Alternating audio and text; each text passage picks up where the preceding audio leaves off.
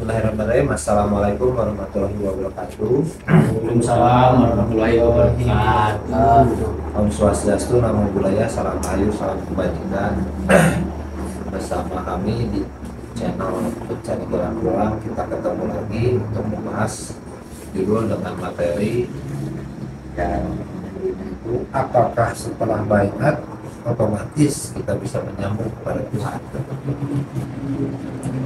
Nah, di sini saya akan membuka pendahuluan ya dari yang kita bahas kali ini, bahwa setelah orang baiat itu tidak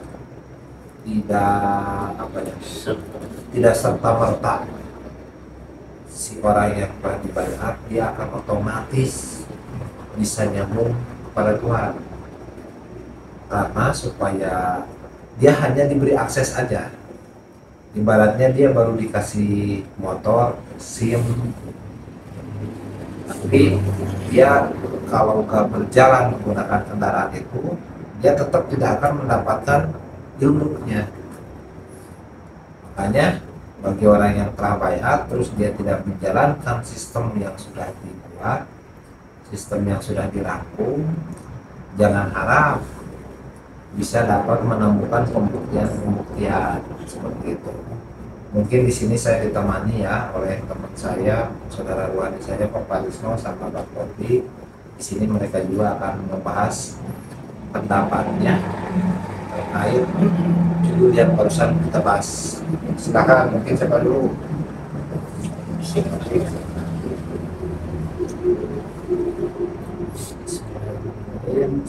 warahmatullahi wabarakatuh. Hari ini terus kita masuk yang Belajar ya, terus mencari. Ini masih di channel Pencari Jalan Pulang ya? ya. Alhamdulillah pertemuan beberapa kali ini saya bisa ketemu lagi di sini ke channel Pencari Jalan Pulang, dan untuk pengalaman saya selama setelah baiat itu, apa namanya, ada sistem yang harus dilalui, metodologinya itu yang harus dilalui, seperti diri sendiri, berjamaah, suluk, dan lain-lain. Nah, karena kita sudah diberikan akses atau istilahnya itu sudah dibukakan pintu, otomatis kita harus melangkah ke dalam untuk mengetahui apa isi di dalamnya. Karena kalau kita tidak ikuti sistemnya, yang nggak akan ada chemistry, nggak akan ada pengalaman rohaninya, nggak ada feel-nya, nggak ada rasanya, jadi hambar. Apalagi kalau hanya sebatas coba-coba, jauh dari dari harapannya.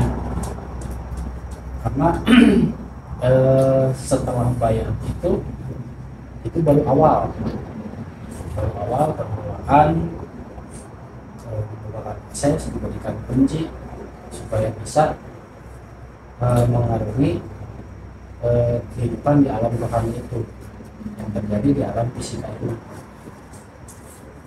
Kemudian bagaimana hubungan tersambung dengan Tuhannya? Itu kan seperti yang tadi kita bicarakan, ada adaptasi.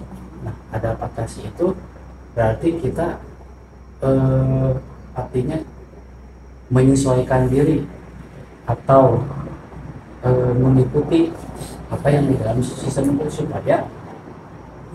supaya timbul terjadinya aku yakin atas apa yang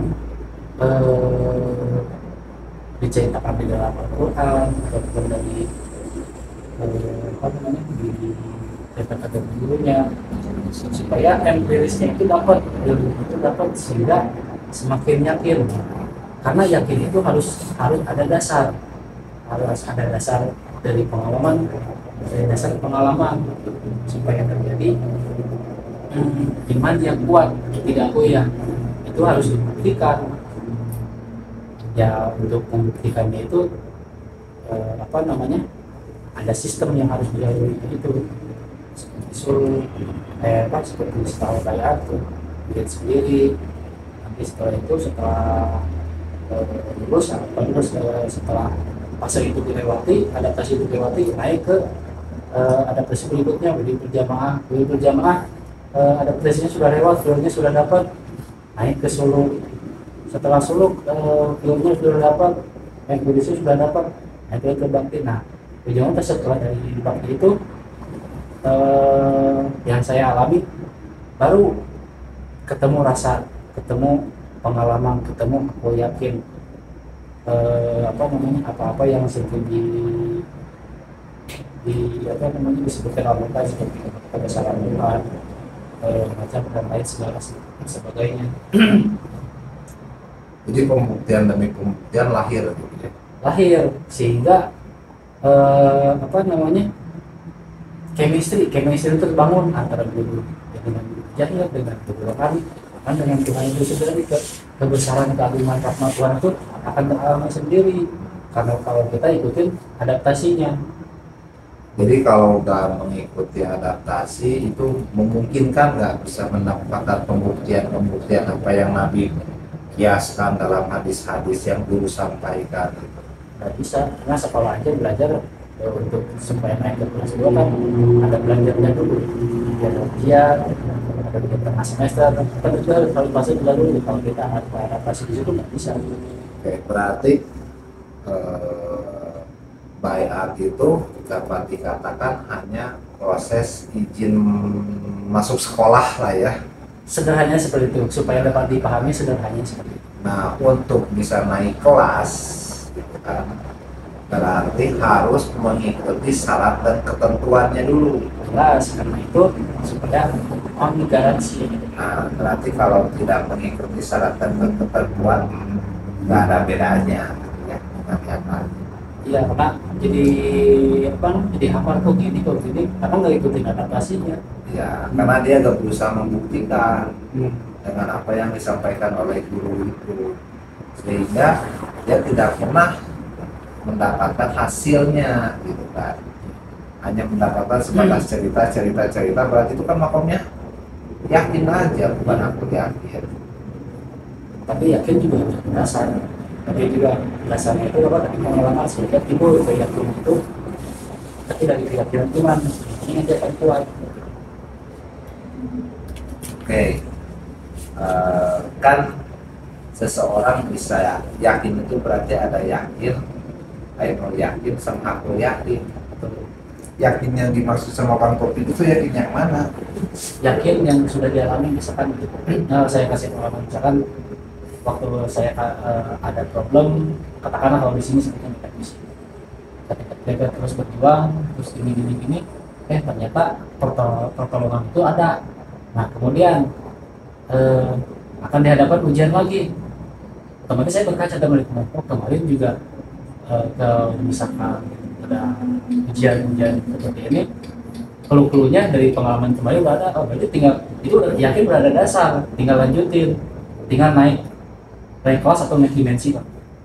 Berarti kita itu sampai jadi berani itu karena sebelumnya ada pembuktian dulu. Ada pembuktian dari pertama yang kecil dulu mungkin kecil, ya. Lama-lama jadi gede gitu. Jadi utang. Persis seperti apa yang guru saya sampaikan dulu waktu saya bayar, nanti setelah kalian setelah bayar ini, jadi kalian akan menjadi nano. Nah, sebelum saya mengalami kan bingung, nano itu apa sih? Tapi setelah dia alami, oh ini nano. Sampai akhirnya kita juga nggak bisa membedakan mana baik buruk ya. Kalau betul, kita ada di posisi yang dimensi yang lebih tinggi.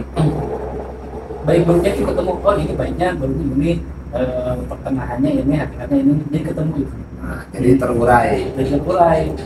Cuman apa namanya, kelemahan saya itu hanya jadi kalau misalkan itu hanya paham untuk sendiri. Jadi untuk mendelegasikan apa ya, untuk membahasakan kekuasaan itu saya rada sulit. menguraikan dan Menguraikannya. menyampaikannya sulit. Ya nggak apa-apa ya, tapi kita paham ya.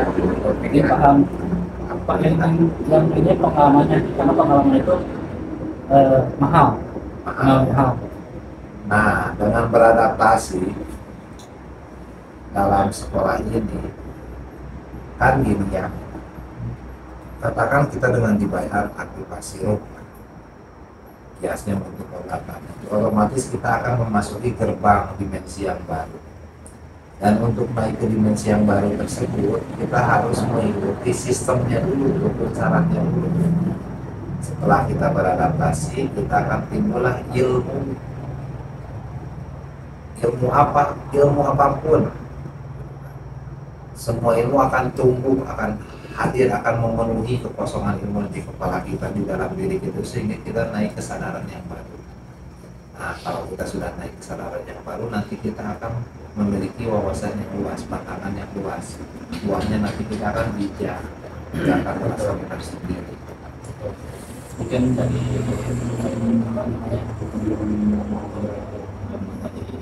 saya atau penjelasan dari saya,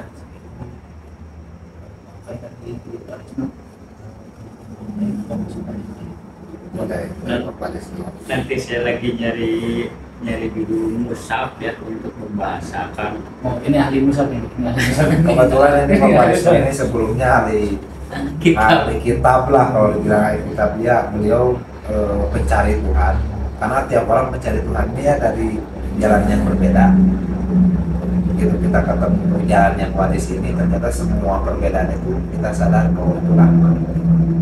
Ini Profesor Dr. Parisno. Nah, saya lanjutkan saja dulu bahwa ternyata tidak ada jaminan setelah bayar kau langsung akan menemukan pengetahuan yang baru, kesadaran yang baru. Akan menjadi jaminan apabila kita telah memenuhi rukun dan syaratnya. Kita sudah melakukan adaptasi rukun dan syaratnya. Jadi kita memasuki dimensi baru itu kita adaptasi dulu. Seperti kita masuk ke dalam air, kita beradaptasi dulu bagaimana kita hidup atau bagaimana kita bertahan hidup di dalam air. Nah, ada adaptasinya dulu. Nah, di mana adaptasi tersebut supaya lebih mudah, katakan moncer, lebih cepat bisa menyesuaikan adaptasi di dimensi tersebut. Ada rukun dan syaratnya, ada sistemnya, ada metodologinya. Di mana kita telah melakukan metodologi tersebut, kita adaptasinya, kita laksanakan. Di situ akan lahir pengetahuan baru. Sehingga yang diceritakan oleh guru, oleh nabi, kita nanti akan jawabnya, oh ini loh maksudnya, oh ini loh maksudnya. Dan oh itu akan lahir setelah kita adaptasi, setelah kita praktek gitu. Makanya di sini setelah bayar nanti yang dibayar itu akan diberikan kewajiban untuk melaksanakan diri sendiri, punya PR sendiri. Syarat rukun garansinya. Iya, itu salah satu bagian dari syarat rukun garansi. Di mana di situ ada pengalaman sendiri, ada ilmu lagi di situ. Di dalam melaksanakan diri itu akan ada ilmu. Setelah di situ kita terpenuhi ilmu itu, kita akan ada level lagi, yaitu wirid berjamaah. Dengan melaksanakan itu nanti akan ada ilmu lagi. Setelah melaksanakan wirid berjamaah nanti akan ada adaptasi baru, yaitu dengan suluk akan lahir ilmu lagi. Setelah buahnya berbuah dari ilmu tersebut, lahir lagi sampai kita menjadi baru.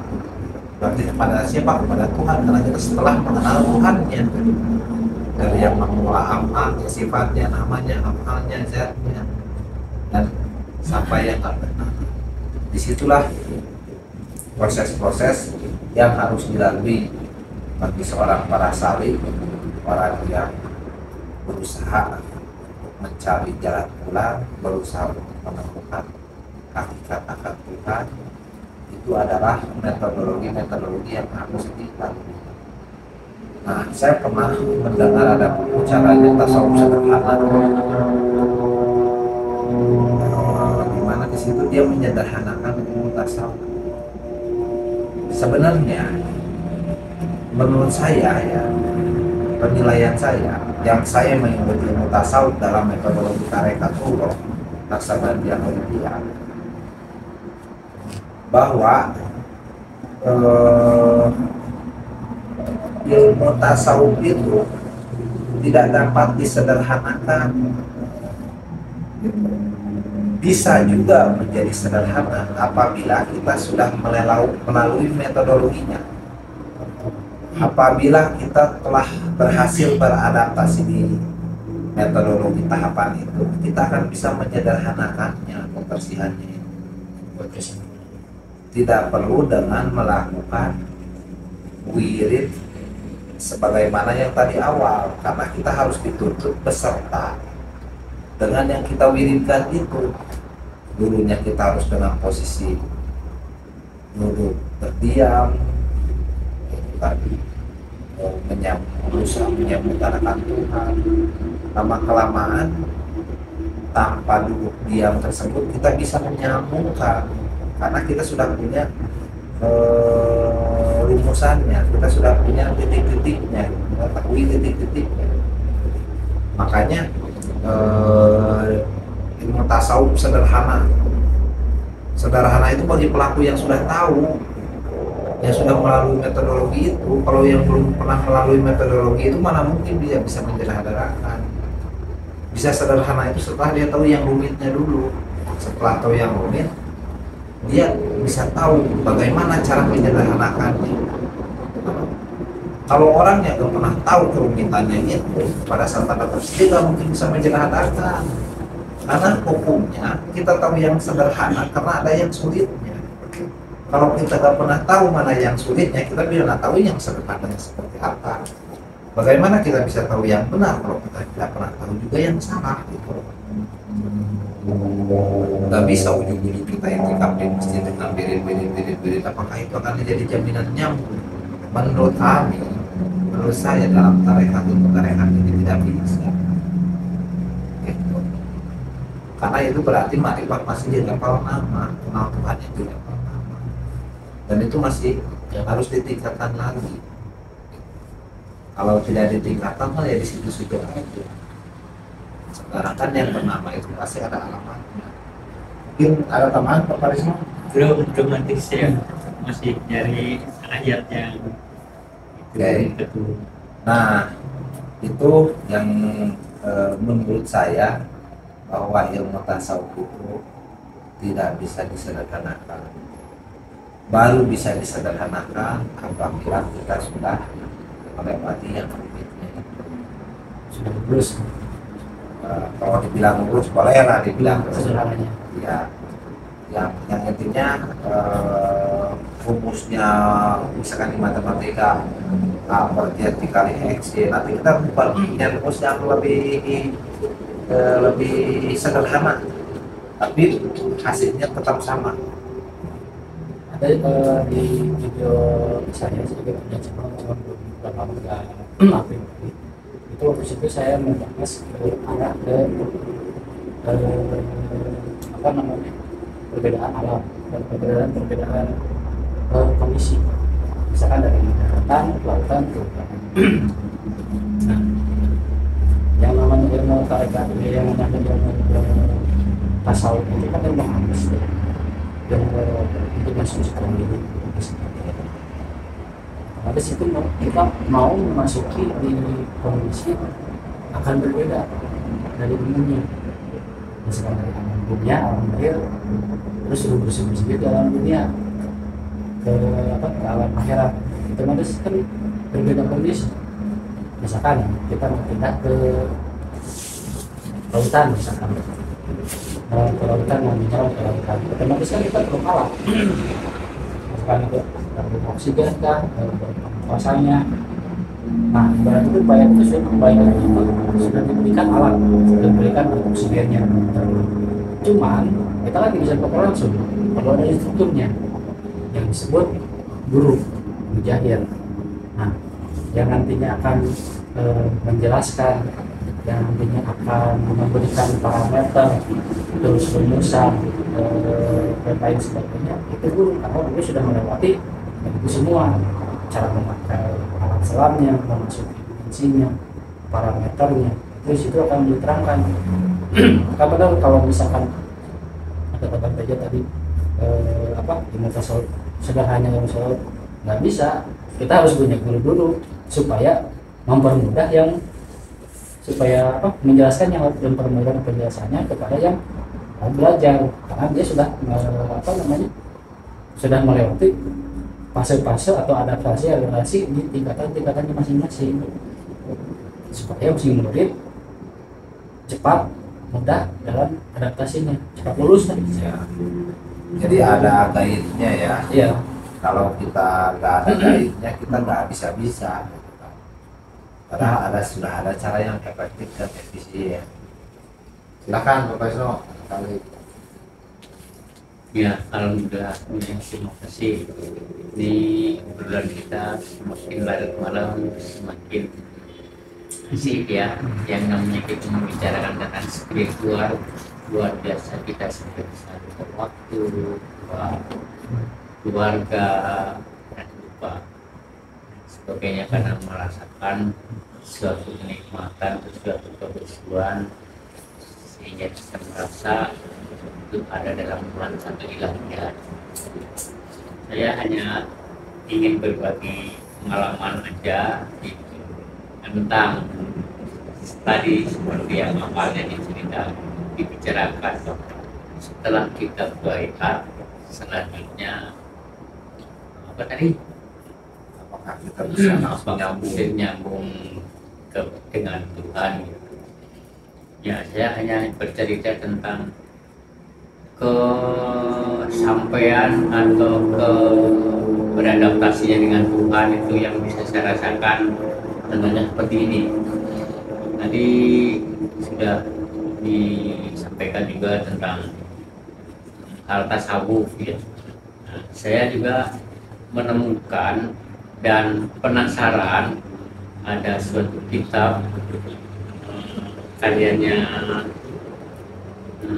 saya masih Al-Hikam, kayaknya Syekh Ibnu Athaillah As-Sukandari gitu, yang judulnya Mencapai Makom Sidikun Rabbaniyun atau Rabbaniyun Sidikun. Nah, itu luar biasa, saya kepenasarannya, keingintahuannya seperti apa, terus intinya membicarakan apa gitu. Tapi kalau sepintas kita bicara Rabbaniyun berarti tentang ketuhanan. Terus Sidikun berarti orang yang benar-benar membenarkan, orang yang selalu ada di jalan yang benar. Oh, ternyata begitu saya mendapatkan baiat dan terus menjalani adaptasinya, mengikuti visi guru, berhijrah dan senantiasa jihad. Alhamdulillah di situ pun mendapatkan temuan-temuan, mendapatkan pencerahan yang luar biasa yang kalau ditempuh ini secara syariat tidak mungkin akan bisa terjangkau. Jadi tentang pengertian mencapai makom sidik Rabbaniyun Sidikun menurut perspektif Al-Quran dan hadis, ternyata setelah di referensi atau setelah dengan pengalaman baiat, ternyata makom Rabbaniyun itu orang yang senantiasa beserta dengan Tuhan, berkekalan dengan Tuhan. Untuk mencapai makom Rabbaniyun jelas nggak bisa sembarangan mencapainya, menempuhnya dengan hanya sebatas riado aja, membaca literasi, buku, kitab, lain dan sebagainya, jelasnya akan paham. Karena itu urusan ketuhanan, bukan sifatnya Laisa kamitslihi syai'un, tapi selain nanti Tuhan Laisa kamitslihi syai'un, Tuhan itu gaib, Tuhan juga zahir. Nah, situ untuk memahami tentang ketuhanan, tentang Rabbaniyun itu ya kita cari dengan metodologi yang disampaikan atau dibawakan oleh awalnya dulu para nabi, terus para sahabat, tabiin, terus para sunan, para wali, sampai yang terakhir sampai ke sekarang wali yang mursyid, al ulama warasatul anbiya, wali yang mursyid. Alhamdulillah kita dapatkan ilmu dari wali yang mursyid atau ulil amri minkum, sehingga kita bisa mendapatkan bisa mengikuti prosesi baiat. Disitulah baiat itu gerbang awalnya untuk bisa masuk ke dimensi ketuhanan, sehingga hubungannya kaitannya dengan mencapai makom rabbaniun, ketuhanan. Setelah kita menjalani adaptasinya, subhanallah, kita akan mendapatkan temuan-temuan yang di luar dugaan, yang di luar secara literasi. Kita mendapatkan pengalaman-pengalaman sifat empiris yang berupa kodim, yang hanya bisa dibahasakan atau bisa diricek melalui ayat-ayat Musa. Contohnya tentang saya lupa lagi tadi nyari ayat, ayatnya lupa lagi sudah berapa ayat berapa, tentang prosesi atau orang yang setelah mendapatkan baiat tapi mereka tidak menghargai dengan ilmu yang telah diberikan setelah baiat, dan mereka akhirnya menyia-nyiakan tentang ilmu yang sudah didapat melalui baiat itu. Alangkah sayangnya, alangkah sia-sianya gitu kalau kita sudah bisa mendapatkan ilmu baiat tapi tidak diamalkan, tidak mengikuti adaptasinya, sehingga kita akan mengalami suatu stagnan atau tidak ada kemajuan dalam hal spiritual atau dengan rahasia ketuhanan. Nah, terus selanjutnya tentang kitab tadi tentang silikun, ya ternyata kalau lihat dari Al-Quran dan hadis, tentang sidik itu orang yang benar, orang yang benar. Nah, membenarkan tentang apa? Membenarkan tentang keberadaannya Tuhan, pengenalannya dengan Tuhan. Jadi orang nggak akan bisa membenarkan kalau dia sendiri tidak mengalami sendiri. Makanya sampai makom Rabbani Sidikun harus masuk ke mereka yang waris dari ajaran Kanjeng Nabi sampai terakhir sekarang berada di ulil amri minkum. Itulah yang mengajarkan tentang ketuhanan. Itulah yang bisa mendapatkan pemahaman makom Rabbani dan Sidikun. Mungkin selanjutnya kita berbagi waktu dengan Pak Teja atau topik. Oke, itu pendapat yang disampaikan oleh Bapak Risno, bahwa sayang sekali ya orang yang telah menunjukkan pada kantor iman dan kitab dalam dirinya, dia tidak berusaha membacanya,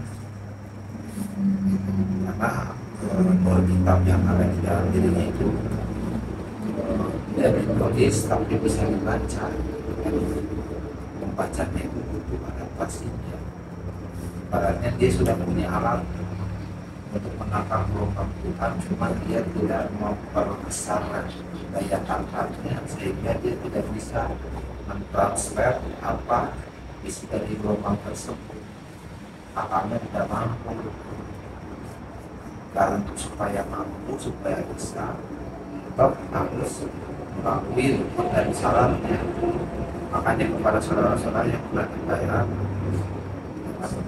mereka, terutama dalam mereka merasakan yang berbeda, apakah teman-teman yang merasa tidak merasakan pembuktian saya kembalikan, atau teman-teman sudah melaksanakan amalan zikir yang dibiasakan kepada teman-teman? Apakah teman-teman pernah melakukan amalan zikir tersebut setiap hari secara berturut-turut? karena itu tugas teman-teman. Nah kalau sudah melaksanakan itu pasti akan ada buahnya. Nanti buahnya apa, parameter yang nyatanya gitu. Kalau parameter yang nyatanya nanti dia akan berbuat ingin milik jamaah, karena dia sudah merasakan nikmatnya pada saat itu sendiri. Dan begitu dia melaksanakan itu berjamaah, dia akan mendapatkan nikmatnya jauh lebih tinggi. Ketika dia mendapatkan kenikmatan dalam istilah berjamaah, dia akan rindu ingin merasakan nikmat yang lebih tinggi itu dengan surga. Walaupun secara jahilnya sudah tidak enaknya dalam waktu beberapa hari ini terus menerus, tapi itu yang harus dilalui supaya kita bisa mencapai kenikmatan yang jauh lebih tinggi. Nanti juga akan ada kemudian lagi. Maka buat teman-teman yang sudah bayar dan tidak melaksanakan masalahnya, jangan harap teman-teman dapat menemukan kemudian. Makanya kembali lagi kepada orang yang mau masuk ke dalam tarekat itu tujuannya sebenarnya apa? Iya. Kalau misalkan tujuannya pengen hanya pengen agar dapat surga takut neraka, itu masih salah. Nggak boleh dalam yang tasawuf ini. Kita itu tujuan itu hanya dilahirkan maksudi, hanya berharap rahmat dan ridhonya. Wajar saja kalian tidak berharap rahmat dan ridhonya pada awalnya, karena kalian tidak terlalu tahu apa barangnya dari rahmat tersebut. Begitu mengetahui barangnya dari isi rahmat itu, surga maupun neraka kamu tidak peduli. Karena apa? Karena kita sudah berserta dengan itu yang lebih nikmat. Makanya buat teman-teman yang sudah bayar, silahkan melanjutkan PR-nya, menolakkan diri mau untuk melakukan kegiatan itu hanya serta-merta untuk mendapatkan rahmat dan ridhonya. Mungkin itu saja yang bisa kami sampaikan. Semoga yang kami sampaikan ini dapat bermanfaat bagi yang sudah masuk pada sekolah tarekat ataupun mau tarekat manapun terserah, itu bebas. Bila perlu coba setiap sekolah tarekat, nanti akan tahu bolu mana yang enak atau tidak enak. Kurang utang jawabannya. Silahkan buktikan sendiri itu, dan gak usah ikut-ikut kami, jangan ikut-ikut kami karena kami sudah sering dianggap sesat, syirik, bid'ah. Terserah mau yang mana juga. Mau ikut kami ya, kalau teman-teman berusaha mengikut kami, kami juga akan betul dan akan juga melarang. Mungkin itu yang bisa kami sampaikan. Wassalamualaikum warahmatullahi wabarakatuh. Waalaikumsalam warahmatullahi wabarakatuh.